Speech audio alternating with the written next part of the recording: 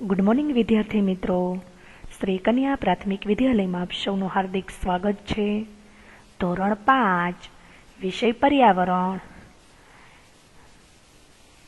એમાંનું આપણે દ્વિતીય સત્રમાં જોઈએ તો કે પાઠ નંબર 13, પાઠનું નામ છે પહાડી રહેઠાણ. તો વિદ્યાર્થી મિત્રો, આ પાઠની અંદર આપણે શું શું ભણવાનું છે એને લગતા થોડાક મુદ્દાઓ આપણે યાદ કરી લઈએ. ઘર આપણને ઠંડી, ગરમી અને વરસાદથી રક્ષણ આપે છે. ઘર ઈંટો, રેતી, કપચી, સિમેન્ટ, પાણી વગેરેથી બનાવવામાં આવે છે. તેમાં લાકડું અને લોખંડનો પણ આપણે ઉપયોગ થાય છે. ઘરના દરેક ભાગનો આપણે વિવિધ રીતે ઉપયોગ કરીએ છીએ. ગામડા અને શહેરોમાં અલગ અલગ પ્રકારના મકાનો હોય છે, તો પહાડી વિસ્તારમાં પણ અલગ અલગ પ્રકારના મકાનો જોવા મળે છે. વધુ પડતી ઠંડી અને ગરમીવાળા પ્રદેશોમાં પણ મકાનોની બનાવટમાં ફેરફાર હોય છે. ગામડાઓમાં ઝૂંપડી, કાચા મકાન, પાકા મકાન, ધાબાવાળા મકાન વગેરે વિવિધ પ્રકારના મકાન હોય છે. જ્યારે શહેરમાં પાકા મકાન, ધાબાવાળા મકાન, બહુમાળી મકાન, બંગલાઓ તેમજ વિલ્લા જેવા આધ્યાત્મિક મકાનો હોય છે. મનાલી હિમાચલ પ્રદેશમાં છે. મનાલી પહાડી પ્રદેશ છે, તે દરિયાની સપાટીથી આશરે 2000 મીટર ઊંચાઈ પર આવેલું છે. તો તેના વિશે આપણે આ પાઠની અંદર અભ્યાસ કરવાનો છે. ત્યારબાદ ચાંગપા પર્વતો પર રહેતી જાતિ છે, તે લોકો ઘેટા બકરા સાથે જોવા મળે છે. તો ચાંગપા લોકો જે છે એ બકરી અને ઘેટાઓને ખૂબ જ ઊંચી અને ઠંડી જગ્યાએ ચરાવવા લઈ જાય છે.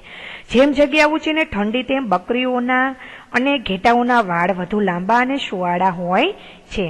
આ બકરીઓના ઊનમાંથી પશ્ચિમના શાલ બને છે. તો તેના વિશે આપણે આ પાઠની અંદર અભ્યાસ કરવાનો છે.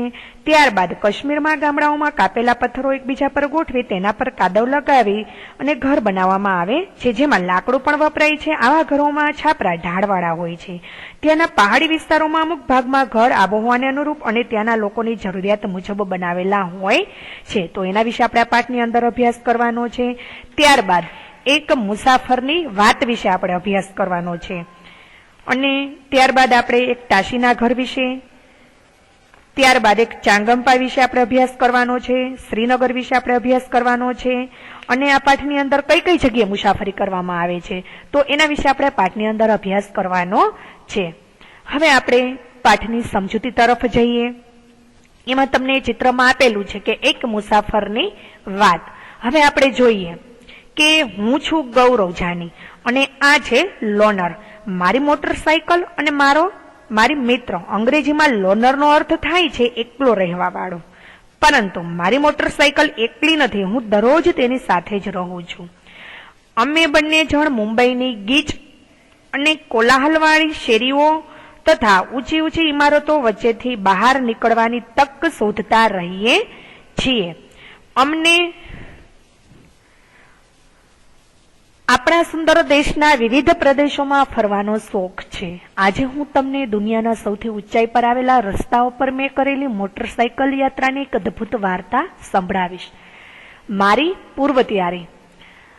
મારી યાત્રા લગભગ 2 મહિનાની હતી. એટલા દિવસ માટે સામાન લઈ જવાનો હતો, તે પણ મોટરસાયકલ પર બાંધીને. મેં ખૂબ વિચાર્યા પછી જરૂરિયાત મુજબ સામાન એકત્ર કર્યો.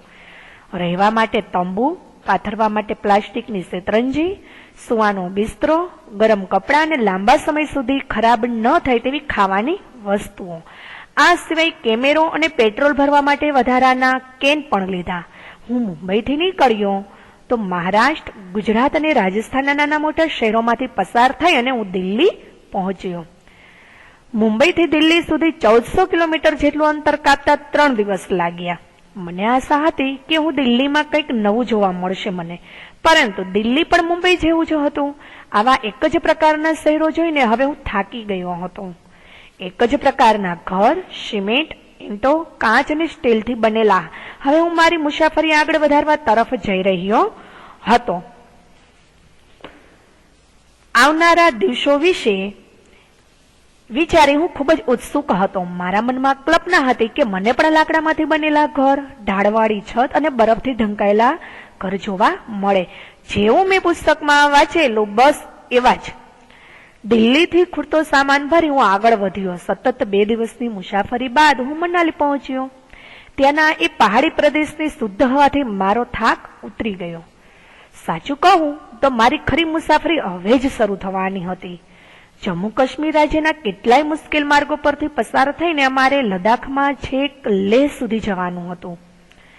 હવે તમને અહીંયા કહ્યું છે વિદ્યાર્થી મિત્રો કે શોધી કાઢો. તો તમને કહ્યું છે કે નકશામાં જોઈને કહો કે મુંબઈથી કાશ્મીર સુધી મુસાફરી કરતા કયા કયા રાજ્યોમાંથી પસાર થવાય છે. તો વિદ્યાર્થી મિત્રો, નકશામાં જોતા મુંબઈથી કાશ્મીર સુધી મુસાફરી કરતા એક મહારાષ્ટ્ર, ગુજરાત, રાજસ્થાન, હરિયાણા, પંજાબ, હિમાચલ પ્રદેશ રાજ્યોમાંથી પસાર થવું પડે છે. હવે ત્યારબાદ આગળનો પ્રશ્ન આપણે જોઈએ કે ગૌરવ જાની જ્યારે મુંબઈથી દિલ્હી ગયા ત્યારે ઘણા બધા રાજ્યોમાંથી પસાર થયા. આ બધા રાજ્યોના પાટનગરના નામ શોધો. તેના રસ્તામાં શું કોઈ મોટું નગર કે શહેર હતું? તો વિદ્યાર્થી મિત્રો, ગૌરવ જાની જે હતો એ મુંબઈથી દિલ્હી ગયો ત્યારે મહારાષ્ટ્ર, ગુજરાત ને રાજસ્થાન રાજ્યોમાંથી જ્યારે તે પસાર થયા ત્યારે તે રાજ્યોની રાજધાની નીચે મુજબ આપણે જોઈએ તો કે રાજ્ય મહારાષ્ટ્ર, તો મહારાષ્ટ્રની રાજધાની તો કે મુંબઈ. ત્યારબાદ ગુજરાત, તો ગુજરાતની રાજધાની ગાંધીનગર. ત્યારબાદ રાજસ્થાન, તો તેની રાજધાની તો કે જયપુર. તો આ ઉપરાંત તેમના રસ્તામાં મોટા શહેરો આવ્યા હતા. દાખલા તરીકે આપણે જોઈએ તો કે સુરત છે, અમદાવાદ છે, જયપુર, એ બધા એ મોટા શહેરો પણ આવ્યા હતા. હવે ત્યારબાદ આપણે આગળનો પ્રશ્ન જોઈએ કે મનાલી એક મેદાન પ્રદેશ છે કે પહાડી વિસ્તાર, તે કયા રાજ્યમાં આવેલું છે? તો વિદ્યાર્થી મિત્રો, મનાલી જે છે એક પહાડી વિસ્તાર છે, એ હિમાચલ પ્રદેશ રાજ્યમાં આવેલું છે. ત્યારબાદ આપણે આગળ જોઈએ. હવે તમને કહ્યું છે કે મારું નવું ઘર. હવે ગૌરવ જાનીનું આપણે જોઈએ ચિત્રમાં તો કે કહે છે કે મારું ઘર, અને એની બાઇક પણ આપણને જોવા મળે છે. હવે જોઈએ તો કે હું અને મારી લોનર દરરોજ આગળ વધતા હતા. મારે ફક્ત પેટ ભરીને જમવાનું જોઈતું અને રાત્રે ઠંડીથી બચવા માટે મારે તંબુ જોઈતો. તો મારા નાનકડા નાયલોનના તંબુમાં એટલી જ જગ્યા હતી કે હું અંદર સૂઈ શકું. મારી મોટરસાયકલ રાત્રિના સમયે તંબુની રખેવાળી કરતી, એટલે કે એ બહાર જ ઊભી રહેતી. સવારમાં તાજગી ભરેલી ઠંડી હવાની સાથે આવતા પક્ષીઓના અવાજ સાંભળી અને મારી આંખ ઉઘડતી અને હું સૂર્યોદય જોતો. હવે તમને કહ્યું છે કે કહો. તો આપણે પેલો પ્રશ્ન જોઈએ કે તમે ક્યારે તંબુમાં રહ્યા છો? ક્યાં? તે કેવો હતો? તો વિદ્યાર્થી મિત્રો, હા, હું તંબુમાં રહી છું. જ્યારે અમારી શાળામાંથી હું જેસલમેરના પ્રવાસે ગયો હતો ત્યારે રણમાં તંબુમાં હું રહ્યો હતો. તે તંબુ મોટો અને સામાન્ય પ્રકારની જે સુવિધાવાળો હતો. ત્યારબાદ આપણે આગળનો પ્રશ્ન જોઈએ કે કલ્પના કરો તમારે નાના તંબુમાં 2 દિવસ એકલા રહેવાનું હોય અને સાથે માત્ર 10 જ વસ્તુઓ લઈ જઈ શકાય તેવી 10 વસ્તુઓની તમને યાદી બનાવવાની કહી છે. તો જો મારે નાના તંબુમાં 2 દિવસ એકલા રહેવાનું હોય અને માત્ર 10 જ વસ્તુઓ જો લઈ જવાની હોય તો એ કઈ કઈ વસ્તુ હોય? તો કે શેતરંજી, 2 જોડી કપડાં, સ્વેટર, ધાબળો, ટોર્ચ, 2 દિવસ ચાલે તેટલો બગડે નહીં તેવો ખોરાક, પાણીનો જગ, રૂમાલ, કેમેરા અને દાંતણ. હા, ત્યારબાદ આપણે આગળનો પ્રશ્ન જોઈએ કે તમે કેટલા પ્રકારના જુદા જુદા ઘર જોયા છે? તો તમારા મિત્રોને તે વિશે કહો અને ચિત્ર પણ દોરો. તો મેં ઘણા બધા પ્રકારના ઘર જોયા છે. તો કે એક માટી લીપણથી બનેલી ઝૂંપડી, ઈંટ માટી અને નળિયાવાળું કાચું મકાન, ઈંટ સિમેન્ટ કોન્ક્રીટનું બનેલું એક ધાબાવાળું એક પાકું મકાન, સ્વતંત્ર બંગલો કે વિલા પ્રકારના આધુનિક મકાન અને એક બહુમાળી મકાન. હવે તમને કહ્યું છે કે ચિત્ર દેખાય છે એમાં તમને કહ્યું છે કે ઠંડુ રણ. હવે આપણે એના વિશે સમજીએ કે છેવટે હું જ્યારે લોનર લેહ પહોંચ્યા ત્યારે પહેલી જ વખત મેં ઊંચો, સૂકો અને સપાટ વિસ્તાર જેને ઠંડુ રણ કહેવાય છે તે મેં જોયું. લદ્દાખમાં ખૂબ જ ઓછો વરસાદ પડે છે. અહીં ઊંચા બરફથી છવાયેલા પર્વતો અને ઠંડા સપાટ મેદાનો છે. તો લેહમાં મેં મારી જાતને સુંદર સફેદ ઘરોવાળી ગલીઓમાં જોયું. હું વાહન ધીમું ચલાવતો હતો. મેં જોયું કે નાના બાળકોનું જે જૂથ છે મારી પાછળ આવતું હતું. તેઓ ઝૂલે ઝૂલે બોલતા હતા, જેનો મતલબ કે સુસ્વાગતમ સુસ્વાગતમ થાય છે. તેઓ મારી લોનરને જોઈ આશ્ચર્યચકિત થઈ ગયા. દરેક બાળક અને તેમના ઘરે લઈ જવા મને માંગતું હતું. હવે આપણે આગળનો પોઈન્ટ સમજીએ કે તાસીના ઘરે. તાસી અને ખેંચીને તેના ઘરે લઈ ગયો. તેનું ઘર 2 માળનું હતું. ઘર પથ્થરોનું બનેલું હતું જે એકની ઉપર એક મૂકેલા હતા. દિવાલો ગારો અને ચૂનાના જાડા સ્તરથી લીપેલી હતી. ઘર અંદરથી તબેલા જેવું લાગતું હતું જેમાં ખૂબ જ ઘાસનો સંગ્રહ કરેલો હતો. અમે જ્યારે લાકડાના દાદર પરથી પહેલા માળે જ્યારે અમે પહોંચ્યા આ તે જગ્યા જ્યાં અમે રહીએ છીએ. તાસીને સમજાવ્યું, સૌથી નીચેનો માળ અમારા પશુઓ માટે અને જરૂરી વસ્તુનો સંગ્રહ કરવા માટે છે. જે તમે ચિત્રમાં જોઈ શકો છો વિદ્યાર્થી મિત્રો, જ્યારે કોઈ વખત ખૂબ જ ઠંડી પડે છે ત્યારે અમે પણ નીચેના માળે જતા રહીએ છીએ. મેં નોંધ્યું કે નીચેના માળે બારીઓ તો ન હતી. છાપરાને મજબૂત બનાવવા ઝાડા વૃક્ષોના થડ ઉપયોગમાં લેવાયા હતા. પછી તાસી જે છે એ મને તેના ઘરના છાપરે લઈ ગયો. શું નજારો હતો! હું આજુબાજુ બધે જ એક સરખા સપાટ છાપરા જોઈ શકતો હતો. કેટલાક પર લાલ મરચા સુકાતા હતા, તો કેટલાક પર નારંગી, કોળા અને સોનેરી પીળી મકાઈ સુકવ્યા હતા. તો વળી કેટલાક પર ડાંગરના ડુંડા અને કેટલાક પર છાણા સુકવવામાં આવ્યા હતા. આ અમારા ઘરનો સૌથી મહત્વનો ભાગ છે. તાસીએ કહ્યું, ઉનાળા દરમિયાન અમે ઘણા ફળો અને શાકભાજી સુકવીએ છીએ. અમે શિયાળા માટે તે સંગ્રહ કરીએ છીએ. તે સમયે અમને તાજા ફળો અને શાકભાજી મળતા નથી. હું ત્યાં તાસી જોડે ઉભો રહ્યો ત્યારે મેં જોયું કે કેવી રીતે ઘરનો દરેક ભાગ તેમની જરૂરિયાત પ્રમાણે બનાવવામાં આવ્યો હતો. હું સમજી શકતો હતો કે કેવી રીતે લાકડાનું તળિયું, જાડી દિવાલો અને લાકડાની છત તેઓને ઠંડીથી રક્ષણ આપી શકે છે. તો વિદ્યાર્થી મિત્રો, આપણે વિવિધ પ્રકારના ઘરો જોઈએ છીએ અને જોયા પણ છે. તો તેને લગતા થોડાક તમને નીચે પ્રશ્નો આપવામાં આવેલા છે. તો આ પ્રશ્નો જે છે એ ખાસ તમારે તમારી પાકી નોટબુકમાં લખવાના છે, એટલે ખાસ ધ્યાનથી સાંભળજો અને યાદ પણ રાખજો. હવે આપણે પહેલો પ્રશ્ન સમજીએ કે શિયાળામાં તાશી અને તેના પરિવારજનો નીચેના માળે રહે છે, તેઓ શા માટે આવું કરે છે? તો આપણે જોઈએ તો કે તાશીના ઘરે નીચેના માળે કોઈ બારી નથી. એટલે બારી ન હોવાથી એ નીચેનો જે માળ છે એ બારી ન હોય એટલે માળ કેવો રહે છે? તો કે ગરમ રહે છે. આથી શિયાળામાં તાશી અને તેના પરિવારજનો નીચેના માળે રહે છે. ત્યારબાદ આપણે બીજો પ્રશ્ન સમજીએ કે તમારા ઘરનું છાપરું કેવું છે? છાપરું કયા કામો માટે ઉપયોગમાં લેવાય છે? તો મારા ઘરનું છાપરું એટલે કે છત સિમેન્ટ, કપચી, રેતી અને લોખંડનું બનેલું છે. અમે લોકો છાપરાનો ઉપયોગ કપડાં સુકવવામાં, અનાજ અને મુરબ્બો સુકવવામાં, તડકામાં બેસવા અને ગરમીમાં રાત્રે સુવા માટે કરીએ છીએ. ત્યારબાદ આપણે આગળ સમજીએ કે દુનિયાની ઊંચાઈએ રહેઠાણ. હવે ખૂબ જ ઊંચાઈએ ચડવાનો સમય હતો. લોનર માટે મુશ્કેલ સમય હતો, કારણ કે રસ્તાઓ કેવા હતા? તો કે વાંકા ચૂકા, સાંકડા અને પથરાળ હતા. ઘણી જગ્યાએ તો બિલકુલ રસ્તા જ ન હતા. હું ચાંગથાંગના પથરાળ મેદાનોમાંથી જ્યારે પસાર થઈ રહ્યો હતો ત્યારે એ જગ્યા આશરે દરિયાની સપાટીથી 5000 મીટર ઊંચાઈએ હતી. હવે તે એટલી ઊંચી હતી કે ત્યાં શ્વાસ લેવો પણ અમારા માટે મુશ્કેલ હતો. મને માથું દુખતું હતું અને નબળાઈ પણ લાગતી હતી. પછી મને તે હવામાં શ્વાસ લેવામાં ધીમે ધીમે થોડીક આદત થઈ. ઘણા દિવસો મેં એ વિસ્તારમાં ફરતા રહ્યા જ્યાં એક પણ માણસ તમને નજરે ન પડે. પેટ્રોલ પંપ કે મિકેનિક પણ ત્યાં ન હતા. ફક્ત ભૂરા રંગનું ચોખ્ખું આકાશ અને આજુબાજુ ઘણા સુંદર તળાવો જ હતા. ઘણા દિવસોની રાત્રિઓ પસાર થયા લોનરે અને મેં આગળ જવાનું ચાલુ જ રાખ્યું. અચાનક એક દિવસ સવારે મેં મારી સામે સપાટી લીલા ઘાસથી છવાયેલી જમીન જોઈ. ત્યાં ઘણા ઘેટા અને બકરા ત્યાં ચરતા હતા. થોડે દૂર મેં કેટલાક તંબુ જોયા. મને નવાઈ લાગી કે ત્યાં કોણ રહે છે અને તેઓ આટલા દૂરના સ્થળે શું કરી રહ્યા છે? હવે તમને કહ્યું છે વિદ્યાર્થી મિત્રો કે શોધી કાઢો. હવે એમાં આપણે પહેલો પ્રશ્ન સમજીએ કે તમે જ્યાં રહો છો તે જગ્યા દરિયાની સપાટીથી કેટલી ઊંચાઈએ છે?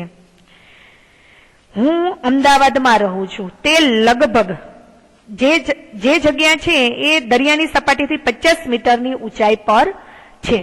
ત્યારબાદ આપણે આગળનો પ્રશ્ન સમજીએ કે ગૌરવજાનીએ શા માટે કહ્યું કે આ જગ્યા એટલી ઊંચાઈ પર છે કે સામાન્ય રીતે ત્યાં શ્વાસ લેવો પણ મુશ્કેલ છે?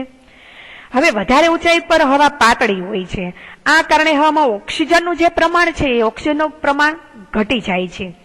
ત્યાં એ જગ્યાએ ઓક્સિજનનું પ્રમાણ ઓછું હોવાથી શ્વાસ લેવામાં આપણને મુશ્કેલી પડે છે. આથી ગૌરવજાનીએ કહ્યું કે આ જગ્યા એટલી ઊંચાઈ પર છે કે ત્યાં સામાન્ય રીતે ત્યાં શ્વાસ લેવો પણ આપણા માટે મુશ્કેલ છે.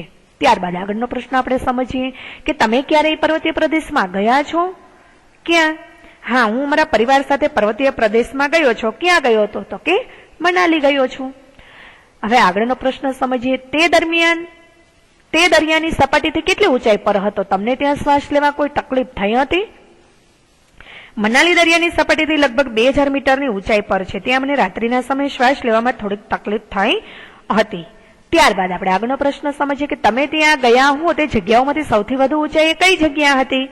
અમે ગયા હતા તે જગ્યાઓમાંથી સૌથી વધુ ઊંચાઈ ધરાવતી જગ્યા રોહતંગ પાસ હતી. તે સમુદ્ર સપાટીથી લગભગ 4000 મીટરની ઊંચાઈ પર છે. હવે આપણે આગળ જોઈએ કે ચાંગપા, એના વિશે આપણે સમજીએ. ત્યાં હું નામગ્યાલને મળ્યો અને મને ચાંગપા વિશે જાણવા મળ્યું કે તે પર્વતોમાં રહેતી એક જાતિ છે. ચાંગપા એટલે એક પ્રકારની એક જાતિ છે. ચાંગપા જાતિમાં લગભગ 5000 લોકો જે છે. ચાંગપા જાતિના લોકો હંમેશા તેમના ઘેટા અને બકરા સાથે જ ફરતા રહે છે.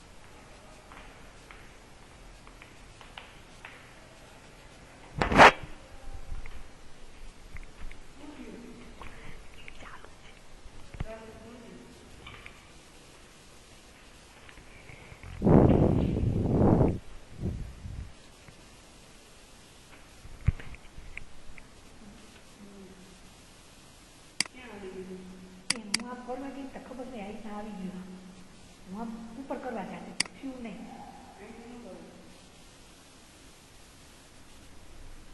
પછી મેં એમાં બોર્ડમાં કર્યું તો એમાં ન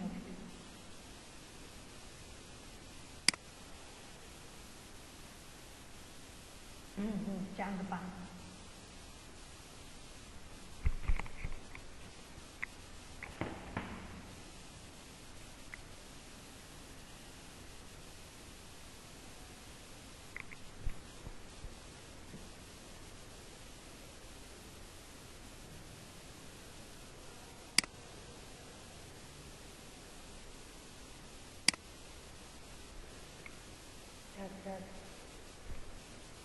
પછી પાઠ 13મો પાઠ.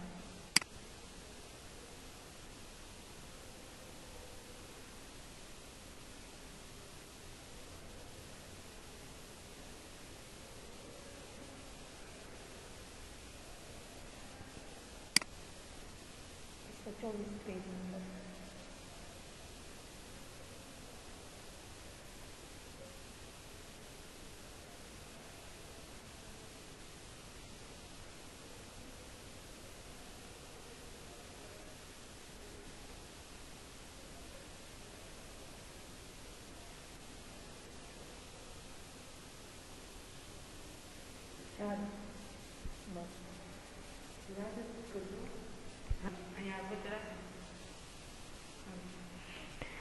ત્યાં હું નામગ્યાલને મળ્યો.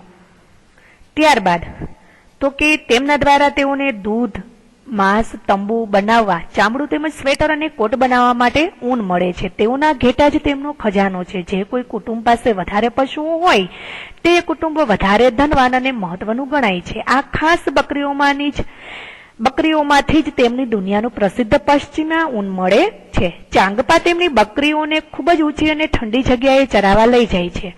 જગ્યા જેટલી ઊંચી અને ઠંડી હોય એટલા જ પ્રમાણમાં બકરીઓના વાળ વધુ લાંબા અને સુવાળા હોય છે. આ કારણે ચાંગપા આટલી મુશ્કેલીઓ સહન કરીને પણ વધારે ઊંચાઈવાળા પ્રદેશમાં રહેવાનું પસંદ કરે છે. આ જ તેમનું જીવન અને જીવનશૈલી છે. હું મારી મોટરસાયકલ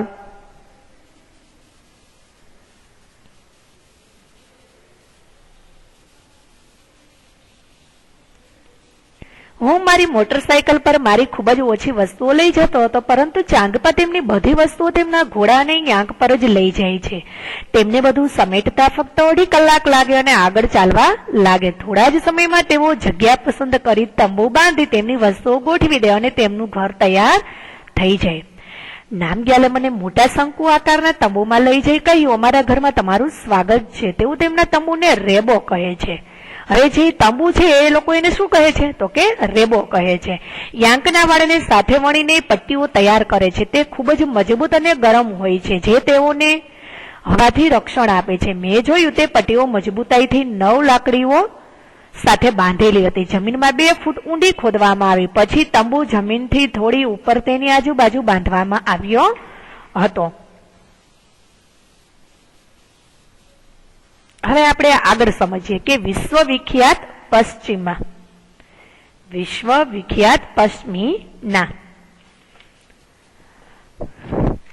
એવું મનાય છે કે પશ્ચિમા શાલ 6 સ્વેટર જેટલી ગરમી પૂરી પાડે છે. તે ખૂબ જ પાતળી પરંતુ ગરમ હોય છે, જે બકરામાંથી એકદમ સુવાળું પશ્ચિમીના ઊન ભેગું કરવામાં આવે છે.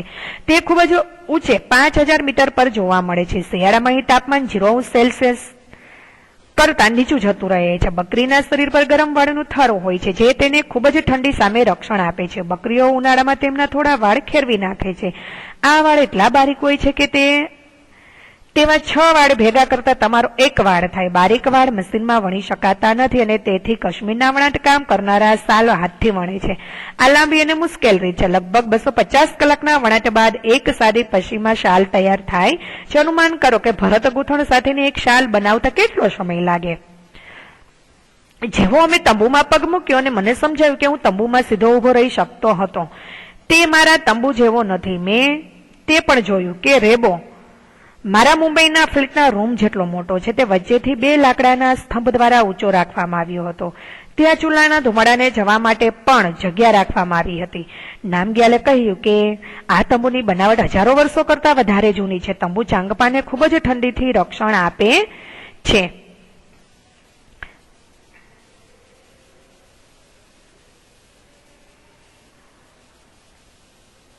ઠંડી પણ કેવી! શિયાળામાં તાપમાન 0 કરતા ઘણું નીચું જાય છે. હવા 70 કિલોમીટર કલાકની ઝડપે ફૂંકાય છે. અનુમાન કરો, જો તમે આ ઝડપથી જતી બસમાં હોય તો તમે તમારા ઘરેથી 1 કલાકમાં કેટલે દૂર પહોંચી જશો. રેબો નજીક ઘેટા અને બકરાને રાખવાની જગ્યા હોય છે. ચાંગપા તેને લેખા કહે છે. હવે આ જે ઘેટા બકરાને રાખવાની જે જગ્યા હોય છે એ રેબો છે, બરાબર. તો ચાંગપા તેને શું કહેવામાં આવે છે? તો કે ચાંગપા તેને લેખા કહે છે.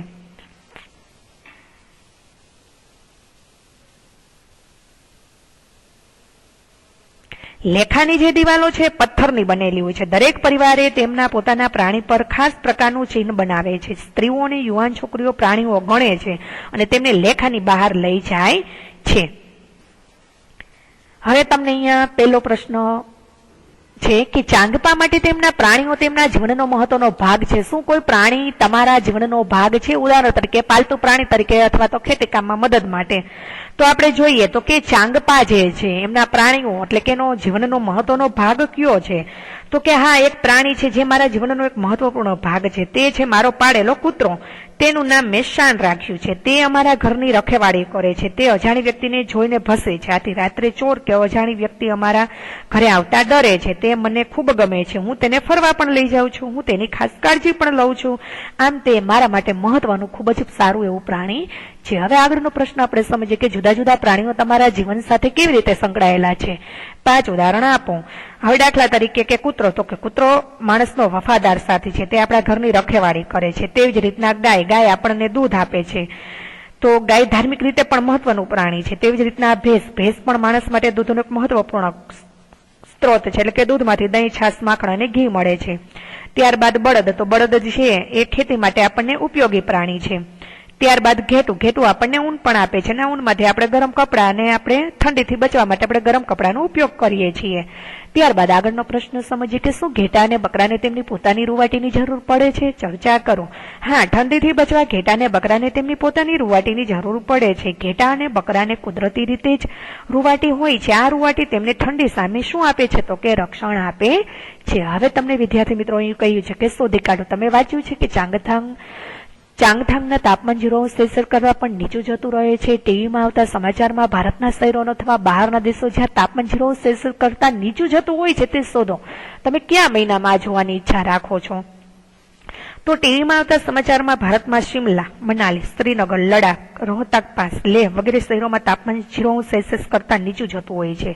ભારત બહારના દેશોમાં કેટલાક શહેરો જેવા કે Toronto, New York, Chicago, Alaska, north, Switzerland તથા ઉત્તર ધ્રુવીય અને દક્ષિણ ધ્રુવીય પ્રદેશોમાં તાપમાન 0 થી પણ નીચું જતું રહે છે. હું ડિસેમ્બર અને જાન્યુઆરી મહિનામાં આ સ્થળો જોવાની ઈચ્છા રાખું છે. હવે ત્યારબાદ શ્રીનગર તરફ. તો વિદ્યાર્થી મિત્રો, અહીંથી આપણે હવે આગળ લેક્ચર 2માં સમજીશું.